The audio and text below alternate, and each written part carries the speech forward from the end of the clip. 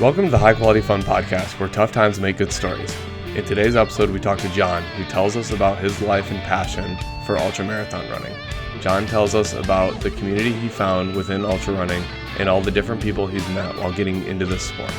We dive into the different races he's done and the insane events people will run around the United States in all types of weather and terrain.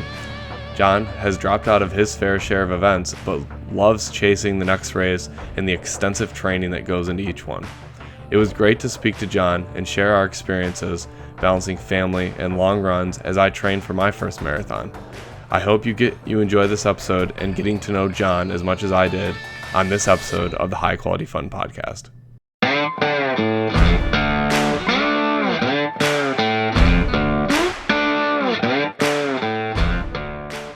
I like finding really hard races, especially ones that are really low key. That local run clubs put on. I just like meeting wild and crazy people out there. That's my motivation. I'm gonna be honest, I don't really keep up with how many races I do, PRs, things of that nature.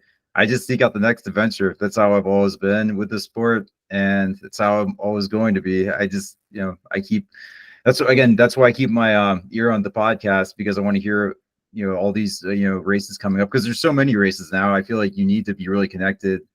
I don't understand how people don't use Facebook that are in ultra running, because they miss out on so many cool races. Facebook and everything, Instagram, just listening to podcasts. It's just a big mystery, and we're all trying to find the next big adventure. I like it. And where are you based out of again? So I live in Culpeper, Virginia, but I'm kind of in the middle of nowhere. Basically, like I'm close. I'm about like an hour or so away from DC. I'm probably the nearest like notable area nearby is Fredericksburg and like Quantico, Virginia. But yeah, like I'm like outside DC. And how close is that to, because you got the mountain ranges right there in Virginia, right? Yeah, I'm about an hour and a half. I mainly run in the Massanutten Mountains around there, but there's a lot of cool places nearby. I mean, we're not California or nothing, but we've got some good mountains here. We're really lucky that and the main thing is like the running communities around here, just like the different clubs. I think that from what I've heard with people that live in Colorado and California, it's not like a lot of people that move there miss the community here, just because there's so many different people to run with and different events and things of that nature. So we're really lucky here in Virginia. I like it. Yeah, so we were talking a little bit about this. I'm training for a marathon now, and this was always been a bucket list goal of mine. I had my long run today, which is an hour and a half, and I'm like gimping around the house now, right? I need to ice my feet tomorrow or something, and it went good. It went pretty good. You were saying that before the show that you actually prefer these ultra runnings to marathons, yet you still do a little bit of both. So can you tell us how you got into ultra running or running in general, and like how you kind of discovered this community that you've been running with? So growing up, I liked playing sports a lot, but not like, I mean, I liked running. I was okay at it, but I mainly liked football and like baseball, stuff like that. I wasn't disciplined enough to be a runner. I was just thought it was like a component of like the quote unquote real sports, like football and stuff like that. But as I got older and in the military, they make you run for the physical readiness tests. So like I started doing that, and they kind of planted the seed. And then I just to kind of battle things I was going through later on in life, I started running. I trained for a marathon, and I liked that so much. I wanted to do another, and somehow accidentally got into a trail race. And I just kind of fell in love with the community, and they kind of just took me in. I can't really explain it. They just they not many people like me, but they do. It's good. It's good to be liked, man. How did you fall into it? Like, what do you mean you fell into a trail race? This is really weird. Like, I didn't know what I was doing. Like, after my first marathon, I was looking for the next available race. I was like, that was so cool. I don't want it to end. I liked, being ready for it. Like people write about and stuff like, like after your first big like marathon or stuff like that, you feel like, like sadness because it's over. You're like, oh my gosh, it's done. Like, what do I do now? So like, I like almost immediately signed up for another race, but it was a trail race. I just thought it was gonna be just like a marathon. I was like, it's a marathon, whatever. But yeah, it's totally different. you see people walking hills and stuff on the trail, or like being more cautious on the technical terrain, the rocky stuff. And it just, just talking to people there, I could tell the vibe immediately was different. And it's just kind of like, it kind of just pulled me in. Basically after that trail run, that race is called Conquer the Cove in Roanoke. But after that, I got obsessed with like looking like at really, again, obscure races and stuff like that. And I found out about the Barkley marathons, and I got I learned there was a smaller version of it called the Barkley Fall Classic, and I got into that in 2017 when I first started running.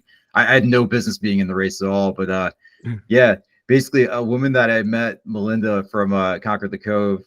I called her up. I was like, I got in. Like, what should I do? Can I crash? Because I knew she lived in Tennessee. I was like, can I crash? Where you live? And she's like, yeah. And she had me pick up a friend, Eric, and like I barely knew them. And then like I drove Eric to her house and we crashed there and we did the Barkley Fall Classic together.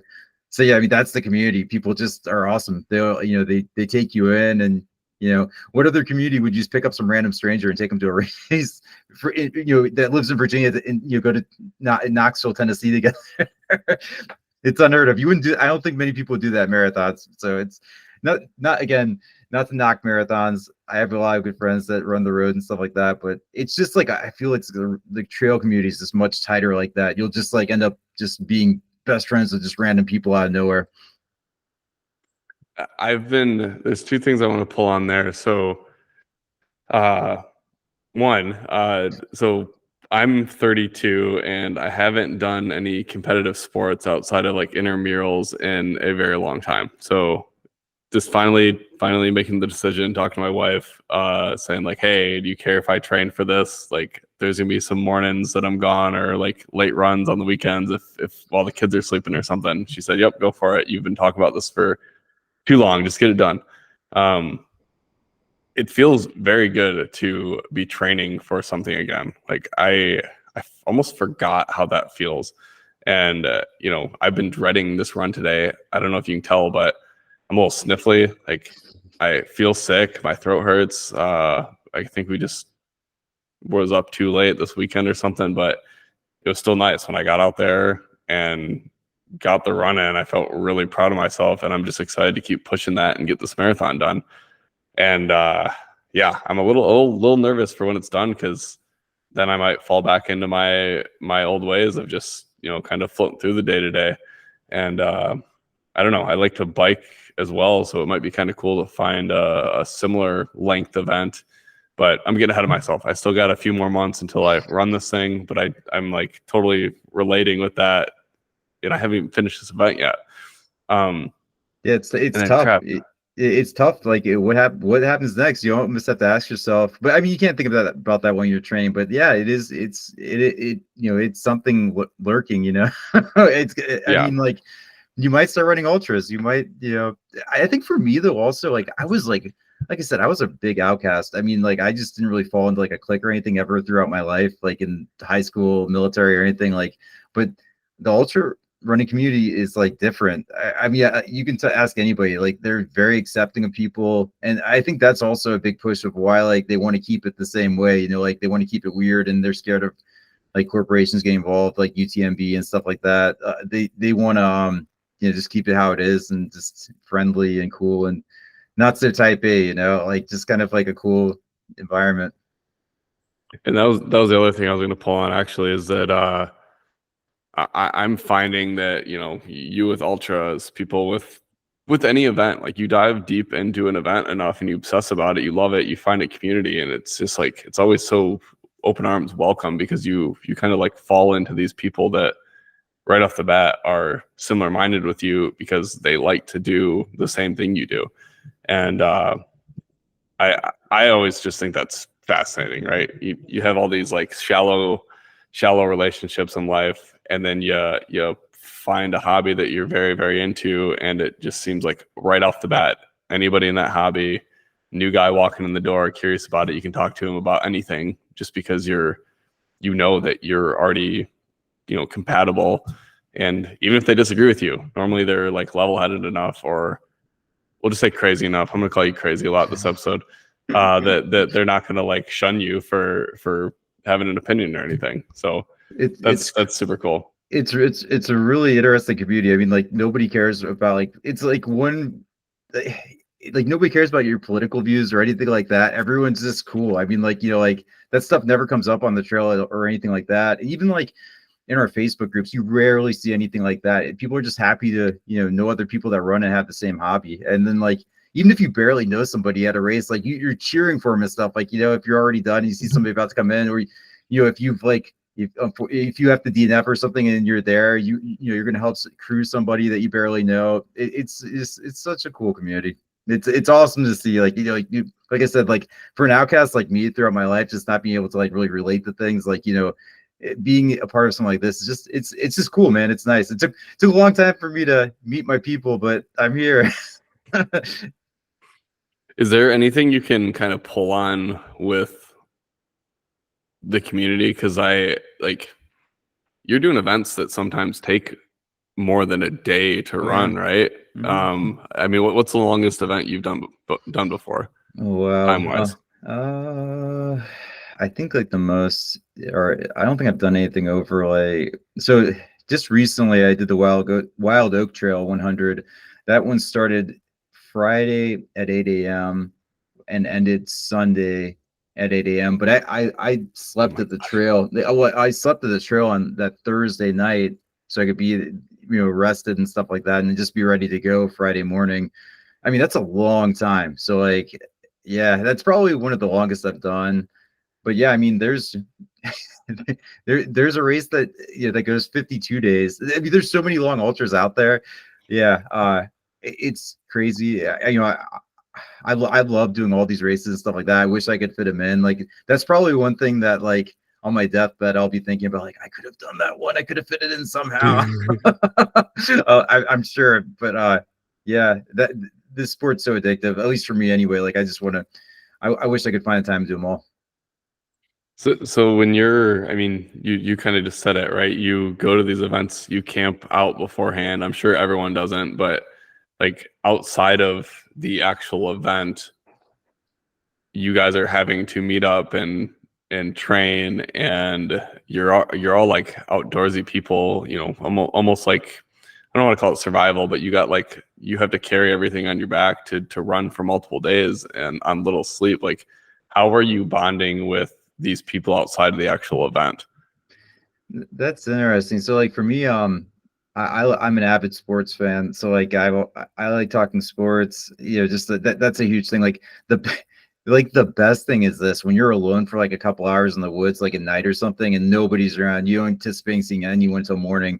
But like you just run to that random dude from like Chicago or something, like a place like a place that you lived at for a period, or something like that, and you're like, oh man, you start talking about like the Bears or something. It's amazing because you can just kill so much time. That's the thing I like doing. Like I like just being able to like find that connection with somebody and just eating up the time on the trail. Like that's just that's like that's better than any like food or anything you find out there. Just like that random aid station has like the food that you like, or just like something that's unexpected. I feel just really connecting with somebody out of nowhere that you didn't expect was going to happen. Just that's my favorite thing. But yeah, I just mainly, yeah, just there's little connections like that. That's what gets me through it. Just being able to talk like movies, or just like something random like action movies, like talking about Schwarzenegger movies, talking about the Terminator for like 3 hours on the trail. Just something random that's like, yeah, those are my favorite things out there. Just kind of just you're out there in nature, you're just talking about stuff, just have a good time. And most people don't even necessarily care about their time. They're just trying to finish. So I Yeah. assume that it's just like, yeah, sure, you can run with me until one of us needs to peel off or take a break. Well, so like at the Wild Oak Trail, when I was doing the 100, and I met up with a guy that was doing the 200 out there, and of course he was in much worse shape than I was, because he'd been out there like 2 extra days, before I got there. So like he I was just so happy to be around somebody else, because I've been like just by myself for a while, and yeah, we connected and talked about stuff. But eventually I had to leave him just because he was going a little bit slower than I was going, because he'd been out there for a while. And like that kind of sucks too. I don't like having to leave people, but like, it just if you want to finish the race, and like he just had a longer cutoff than I did, so like that kind of stinks when you have to like leave somebody like that, because I don't like having to do that, but that's kind of a tough thing. I don't like doing that on ultras. It kind of stinks. You're like, there's a human out here. I could be talking to this person, but I have to leave them. Why am I doing that? I'll just go into solitude once again. Yeah. Okay, so I want to get into the different events you've done later in the episode, but just so the audience understands you a little bit better, and I do.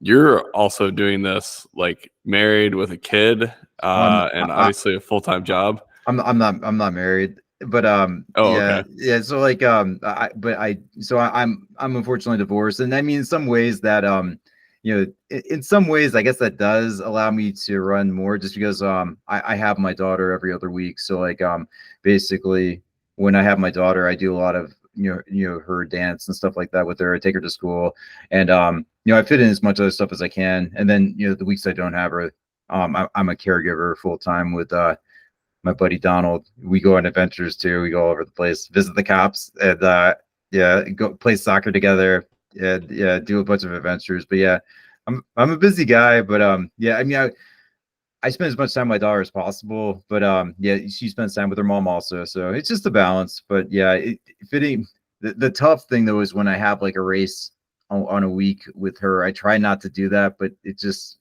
sometimes it's hard to balance that out. It's tough. It's a tough gig being a dad and being an ultra runner.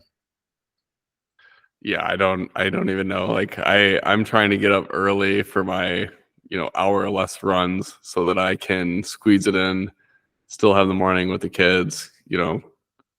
Thankfully I like work remotely, so I can kind of do breakfast while I'm checking all my stuff. I'm very fortunate with all that, but yeah.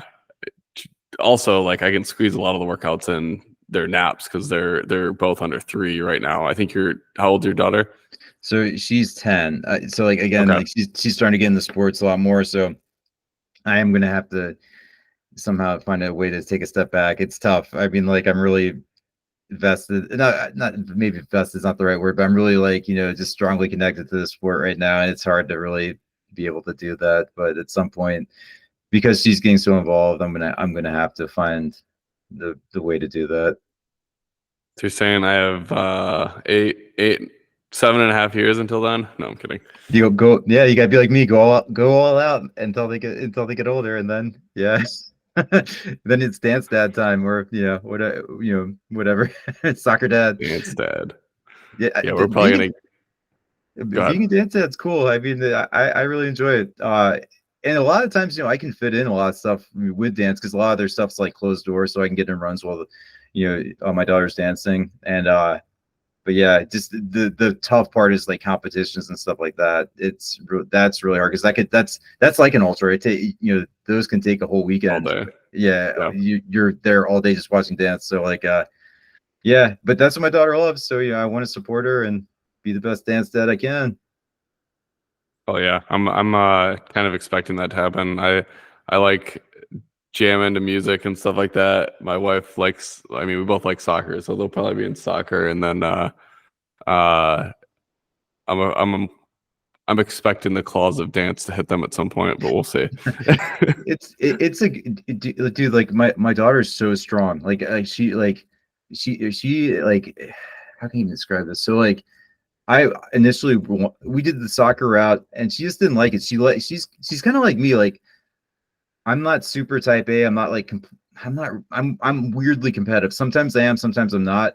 But with her, she really liked doing the practices. But when it came like game time, she just wasn't feeling it. And she tried a bunch of other sports, lacrosse, basketball, but dance was always her thing. She liked riding too, but unfortunately, where she rode horses and stuff, it closed down. It became a data center, unfortunately. But yeah, so like she really took the dance. That one worked the best with scheduling and everything. And yeah, I mean, she's really fit. She's thriving. She's got a lot of confidence. It's a great sport. I mean, like I said, I was trying to like lead off with soccer and stuff like that, but this just kind of worked out.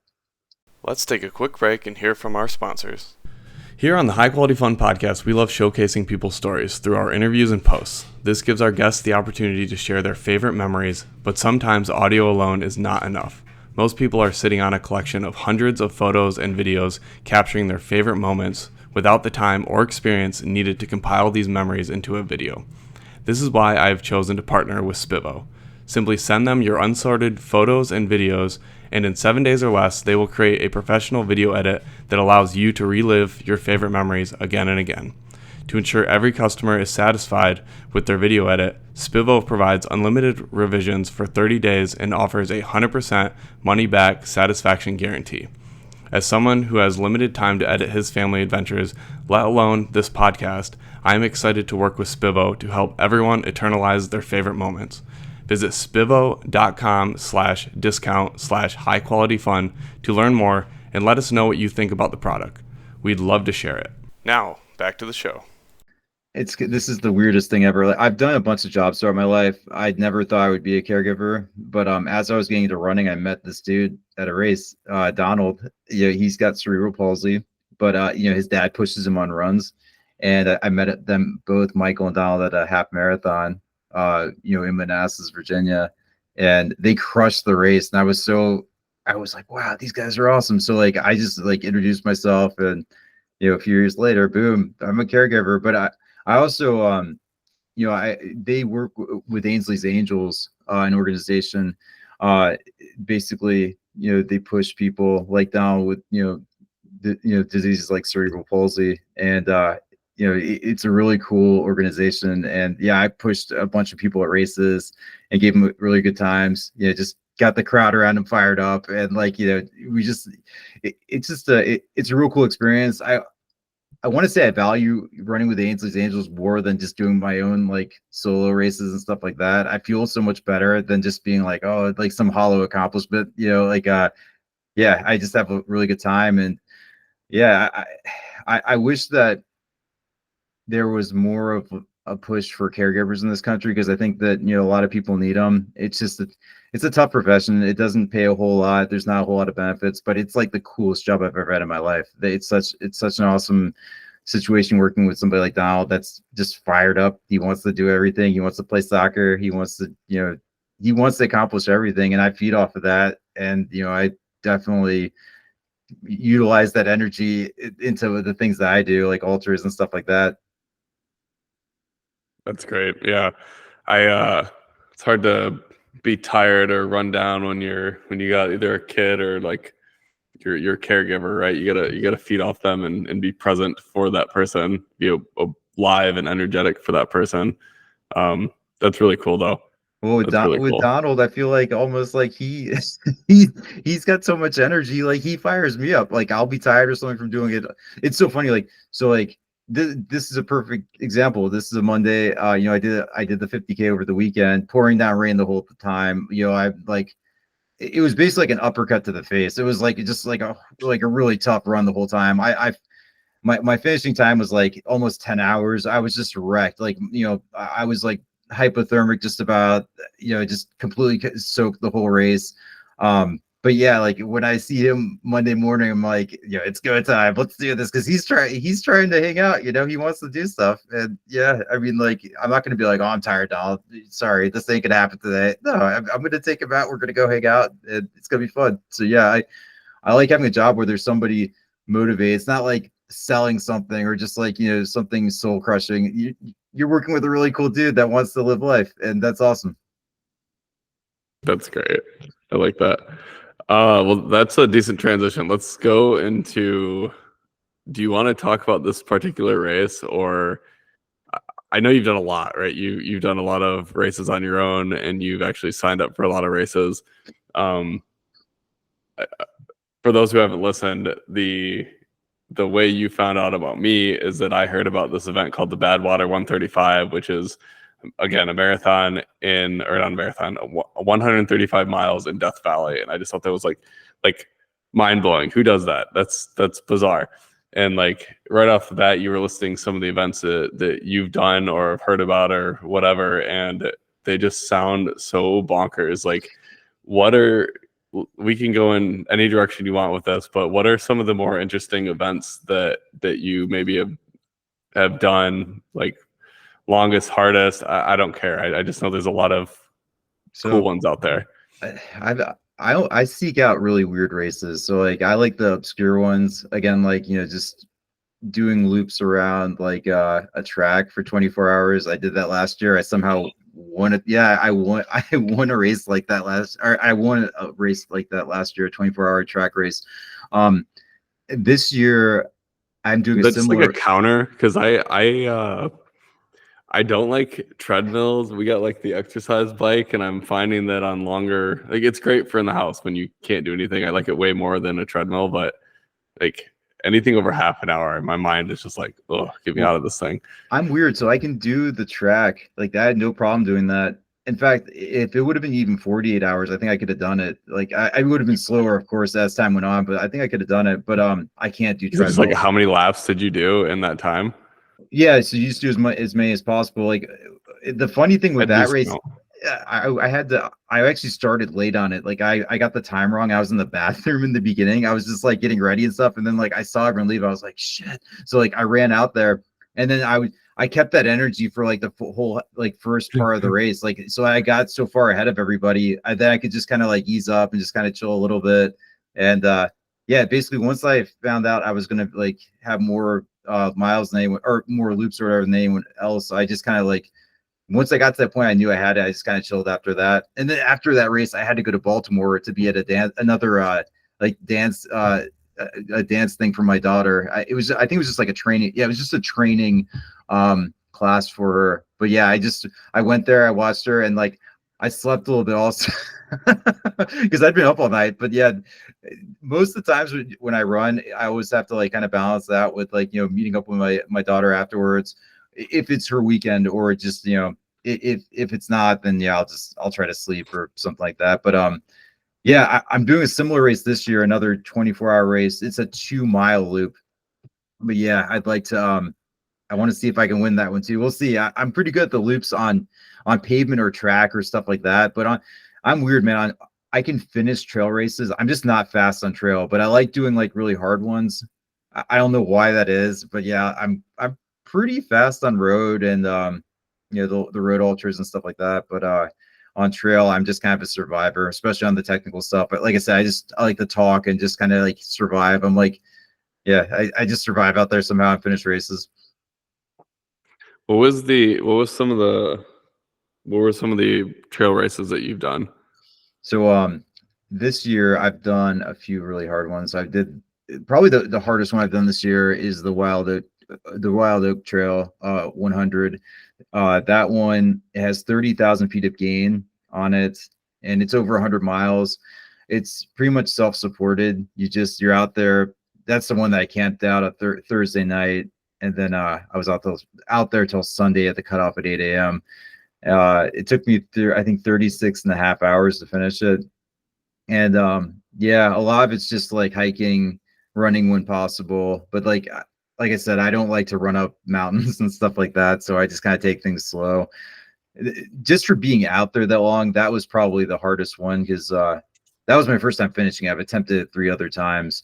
And a lot of times I just DNF'd it just because I didn't want to be out there that long away from my daughter. But I've told a lot of people this before. Just the fact that she's 10 now, I think that really helped, knowing that she's into her own stuff. But like, I just felt like a complete scumbag being out there. I was like, all right, I gotta get out of here. But yeah, I don't like being away from my daughter that long. That's what's kind of like hurt me a lot of other races. If you look at like my DNFs and stuff like that, I've had other races where I don't stay out there long at all. I'm just like, all right, I should get back home. This is dumb, or just like stuff like that. Physically, I know I could have finished a lot of races that I DNF'd in the past, but a lot of times I just don't like being away from my daughter, or I just do something stupid like fall in water. That's happened before. But yeah, I fail a lot of races, but I do a lot of hard ones too. Usually, I end up finishing a lot more than I fail, and this year I haven't dropped out at all yet. So hopefully that keeps. Hopefully that keeps. We'll see.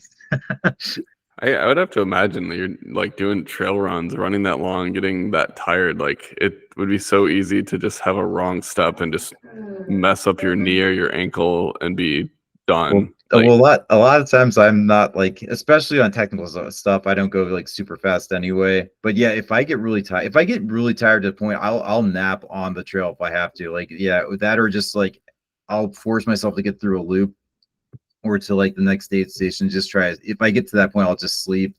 And I think that's another thing also that's affected me in the past, like with sleep deprivation and stuff. If I was really bad, like to the point I thought I was going to start like hallucinating or something soon, I would just quit the race. But now I'm really dumb. I'll just go. Now I just go through it. I'm like, yeah, let's see what happens. Let's see if we can push it further. Hallucinations is like ridiculously common with these events, isn't it? I've only had it one time, and that was at the Wild Oak Trail. So that's probably so because of that, I would probably say that's the hardest race I've ever done because that's never happened to me before. But I think with me, it's a combination of just not getting sleep like for like a couple of days, and then like the headlamp at night, like because like the headlamp makes you see weird stuff anyway, even when you're like awake.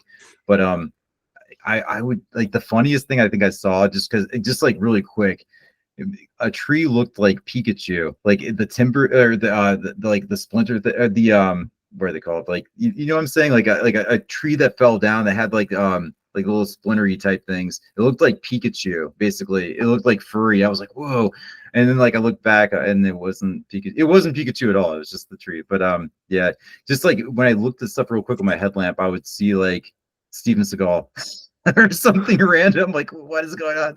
But yeah, that but the downside with that too, there, I saw some funny stuff, but then in my head, I kept thinking about like the worst serial killer movies possible. I was thinking about like David Fincher movies, like Seven, Zodiac, Mind Hunters, stuff like that. Just it was really, yeah, it was really creepy by myself out there. Oh my god, I need to Yeah. find someone. Someone talk to me. Yeah, Oh man. exactly. Yeah, that's why like I wanted to hang out with the dude that was in the 200 long. I was like, don't make me think about serial killer movies out here, man. I know that someone I know said that they hallucinated on I think it was 100, and they thought that all the pebbles on the ground looked like M&Ms, and that was like the first story I've ever heard about Yeah, hallucinate. That was the first story I heard about an ultra for first of all, and then like hallucinating while running. That was interesting to me. yeah, M&M's. Yeah, I can see that. I mean, it's just things look weird, and especially at night with the headlamp. I mean, like when the sun comes up, it's so much better. It's like, oh yes, like I can think a lot more clearly, even if I'm tired. But like at night, it just gets it's weird. I think that's a draw to ultras right there. People get addicted to that kind of just weird vibe at night. I think that probably draws a lot of people into the sport right there because it just gets really like trippy at night. I could see that. I mean, same thing with driving at night. If you're like a little bit tired, just the trails of like headlights and taillights and stuff like that, and real mess with you real bad, and Oh yeah. that's just dangerous. All right, yeah, we've gone through a lot of what I wanted to discuss. So now I just want to give you an opportunity to tell me some of your best and worst stories, like whatever Oh comes boy. to mind. It sounds like your past weekend, this 50-kilometer was pretty brutal. Well, it's weird too because I've done much longer this year, but one of the things that messes me up is the rain. Like, and this week I had a lot going on because my daughter was over this week and we were doing a whole bunch of stuff, and I just didn't prep well for it. I should have had some better gear. I mean, I didn't do terrible because I knew I wasn't going to go fast on it, so I went a little bit more warmer. Like, if you're going to run a 50K fast, you have to be, wearing some lighter gear and stuff like that. But I dressed pretty heavy, but I I didn't bring gloves. Luckily I borrowed a pair from a guy I know in the parking lot before the race, and but what I should have done is get like latex gloves to put over them, so like they wouldn't, because they were just like mechanic gloves, and even any glove you wear pretty much is going to soak through after a certain point. But I usually bring like like latex gloves to put over that to prevent my hands from being too wet. Didn't bring those, so like I had to deal with that. My hands were just so cold. Also, my arms are really cold on it.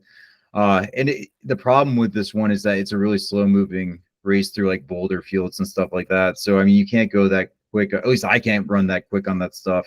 It's more just like speed hiking and things of that nature. So like you're out there getting pelted with rain constantly, and yeah, it wasn't very enjoyable. But at one point, the funny thing was that, well, this isn't funny, but right before the second aid station. I was thinking about dropping out. I was like, I can just get a ride back from somebody there. I'm getting cold, I'm wet, I'm probably hypothermic, but I warmed myself. Luckily, we got to like a downhill just in time, and like I warmed myself up, and I just went to. I ate a bunch of food at the aid station. I ate everything. I ate like chips, chocolate covered graham crackers, Coca-Cola, like just pretty much anything I could eat. And then me and my buddy, we like just really quick headed out before I even like thought about like dropping out right there. So yeah, I mean, overall, I'm happy I didn't quit, but it was really rough. And I shouldn't be feeling like that at 50K, but maybe it's just like just from doing all these other races and stuff like that. But again, it's probably just the rain. The rain is really tough. I've dropped a bunch of races. Like if it's pouring rain for like a couple hours and I'm soaked, a lot of times I'll just wave the white flag and fight another day. But because this was a 50K, I was like, all right, I'm just gonna go for it, and it worked out. But yeah, I don't like being wet for long periods of time on the trail. It's not fun. It sounds miserable. Yeah. I just talked to a guy.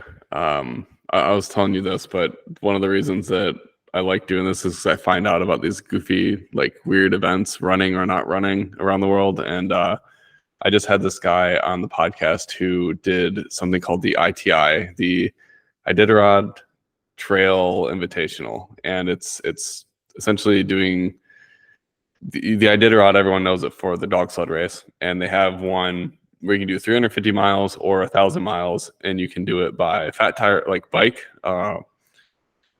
ski, or people run it. And the guy that I talked to did the 350 miles on his bike, and like the way he described it was, he's not just biking 350 miles. He's like sleeping in the snow. Like he found this cabin in the woods that he knew about from doing this trail prior, that he bunkered up in to avoid a snowstorm and negative 40-degree weather, just like all this stuff where he's doing this event and it just sounds like a survival. Like he's not even just doing 350 miles. He's just like trying to survive. I know you mentioned that you went to one that was like what, negative 60 degrees, or what did you say? Oh, no. So like that, at one point I was considering doing races like you mentioned. So I wanted to really get into Arrowhead 135, but I always set like limits for myself. I'm like, I'll try this race that's not as intense, but still pretty intense, to see if I can do it. I tried to do the Beast of Burden. Can you explain the Arrowhead 135 and what that event is? So that one, I have not done this race. I would like to do it, but yeah, that was in Minnesota. It can get, some years I've seen it get to negative 60, and like that's like if you Google it, like you'll see like pictures of people with like masks on and stuff, and like their faces all frozen. There's like icicles coming all down their faces. But just to see if I could like be okay doing like cold weather races, I did the Beast of Burden race in Buffalo, New York. That one was crazy. It was like snow everywhere. I think it got to negative temps on that. Not anywhere near negative 60, but yeah, I think it got to negative temps on that. I mean, I can do snow for a little bit. Like I'm used to snow here, but like up north, I mean, I'm not used to the layering. I'll either overlay or underlayer. I'm not the greatest with that.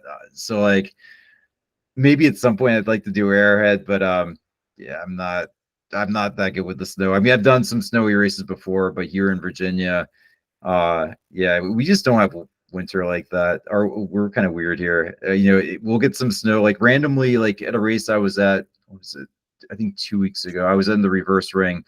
That got massively snowy out of nowhere. No one saw that coming. It just kind of got snowy, and I toughed that one out. But it's not like, it's not like Arrowhead or anything like that. But yeah, I would love to do a snow race, but maybe one day, maybe the cards will play out, and I'll do one. Who knows?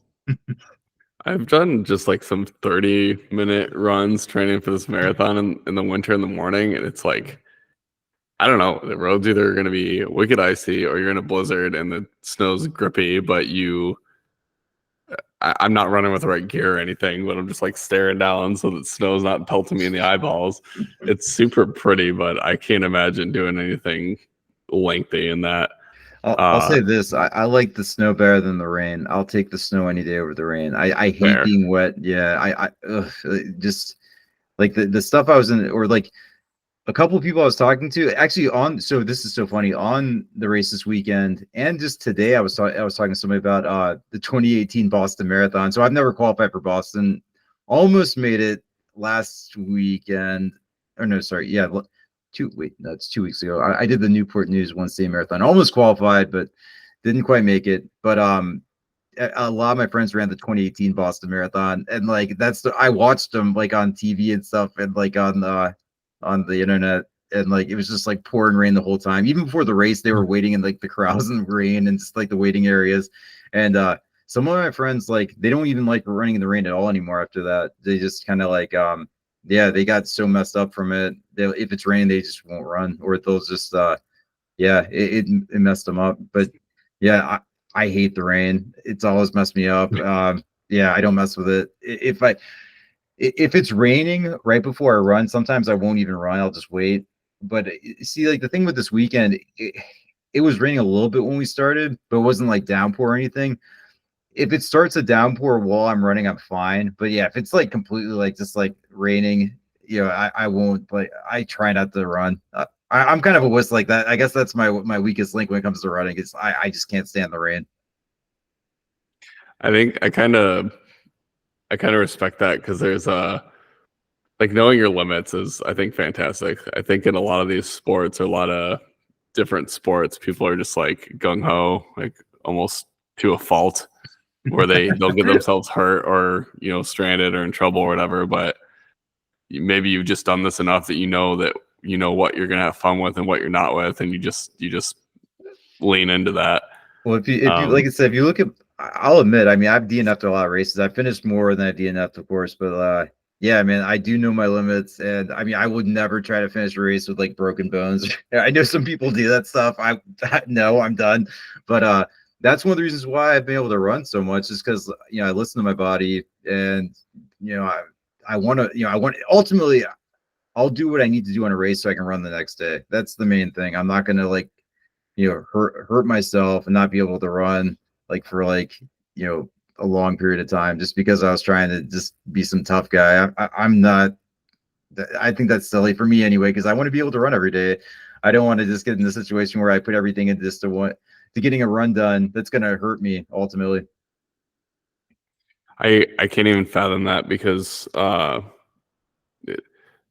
maybe that's not the right word, but I'm like, I did my run today and I walked in the house and I'm already limping. Like one of my legs, the sole of my foot is just like hurts, feels like it's swollen, and then the Achilles on the other foot hurts, my hip hurts, and now it feels pretty good. Like letting it cool down, letting it probably the swelling reduce a little bit. But I can't imagine that was only a 10-mile run, doing like training for a 100-mile run and listening to your body and getting your body used to the impact of that. That's got to be like, your body has to be your biggest feedback loop. Otherwise, you're just never going to be able to do it. That's, I mean, I listen to my body a lot. I try to get, probably the worst thing I do is like, I don't sleep a lot just because, I have a kid, and just a lot, like you were saying earlier, just like you said, that, any kind of parent's gonna like have to sacrifice sleep at some point to get in runs. Cause like, if there's like a competition going on during the day, you gotta get in the run before it starts or whatever the case is. But I try to like get as much sleep, eat as best I can. I eat terrible, I'm gonna say it, but I try to do okay. I try to do as best I can. But then I also, one big thing that I think it's helped me out is I rotate shoes a lot. Like I have so many shoes that I don't have to really like try to like wear the same shoes multiple days a week and stuff like that. I try to rotate as best as I can, like a different pair of shoes every day of the week. And then of course, like I try to pair up which shoes I'm using to what type of terrain I'm running on. Like if it's like a technical trail, I'll have a certain pair of shoes for that, like special trail shoes, or just if I'm doing a recovery run, I like having like a comfy pair of shoes that have a lot of cushion, that are just nice and soft. And I get motivated with that too, because I'm like, oh, it's gonna be the easy day. I've got my, like, my Brooks glycerin or whatever the case is, just something comfy. um yeah, so I just try to pair it up to that, and I think that's helped out a lot too. Whenever I had like just like one or two shoes in my rotation, I always felt like I was gonna fall apart, this, that, and probably also just like didn't get enough rest. And when I first started running too, I mean, like, it is rough, like getting used to the grind, like, just like, accumulating, like, 20 to 40 miles. To me, that was probably the hardest, like getting to the point where like you could easily do 20 to 40 miles in a week. That was hard. But once you start banging those out and you get more used to it, that's the fun time. Like once you get used to that kind of stuff and you start accumulating miles and going beyond that, that's when that fire kicks in. You're like, yeah, I want to see if I can do this and that and this. And yeah, that's my favorite part of running. Just like, but you can go too far too, especially like as a parent. You got to watch out because you have to manage time, and it's tough. You gotta know your limits, and you know when to be like, okay, this, I've done a lot. This is time for my kid to shine. I can't be that dude. You gotta back off now. It's interesting you mentioned shoes, because I was talking to my buddy has done a lot of marathons, and he's kind of coaching me through this. He said, all right, how are your shoes? I would recommend halfway through your training season, buy a new pair. I was like, whoa, what? Like, it's like, yeah, these things only last like, 400, 500 miles, and you need to retire them. Otherwise you're going to get yourself hurt.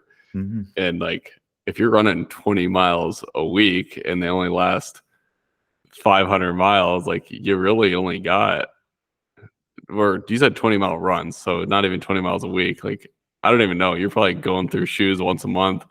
Well, what helps me again is the rotation. Like if I'm just using a Yeah. pair, I mean, I know that's expensive, but if you can like, if you can get, just save long run doctor bills and just like, like everything, it's better if you just get a rotation of shoes, because like ultimately if you get hurt, what's going to be more expensive, like, shoes, or like, going to the doctor.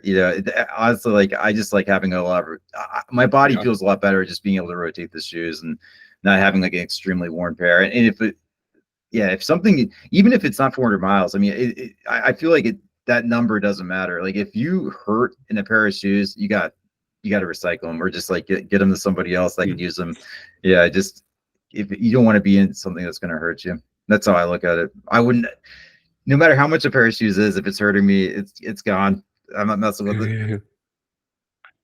Yeah, that makes sense.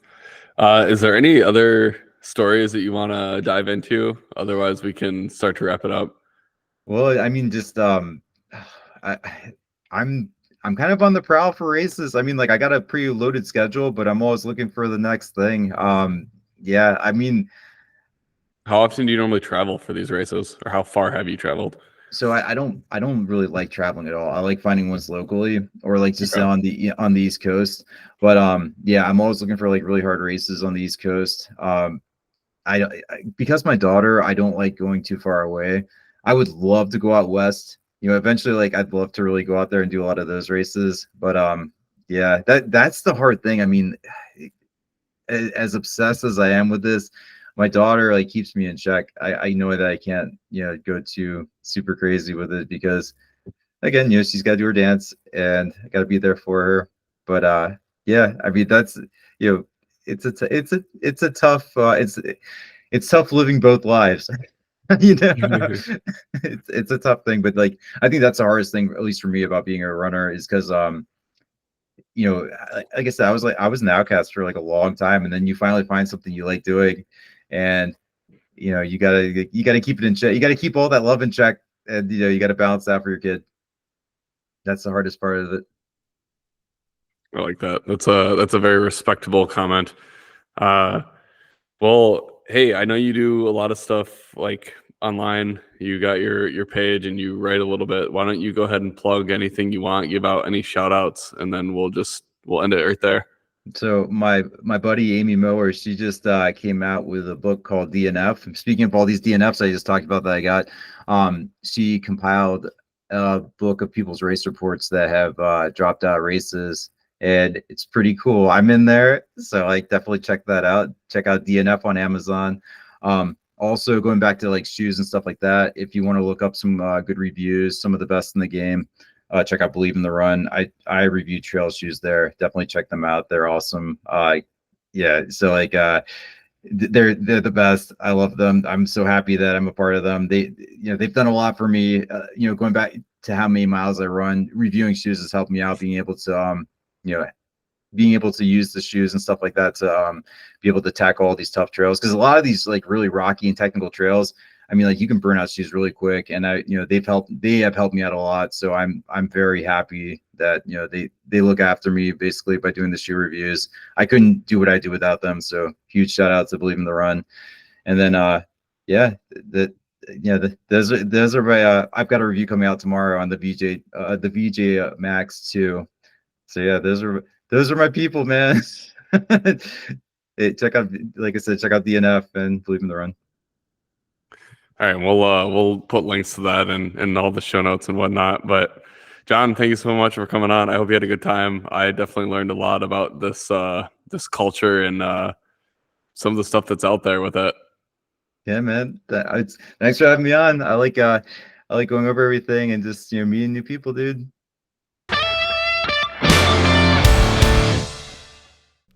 Thank you for listening to the High Quality Fun podcast. If you guys enjoyed this show, please give us a follow.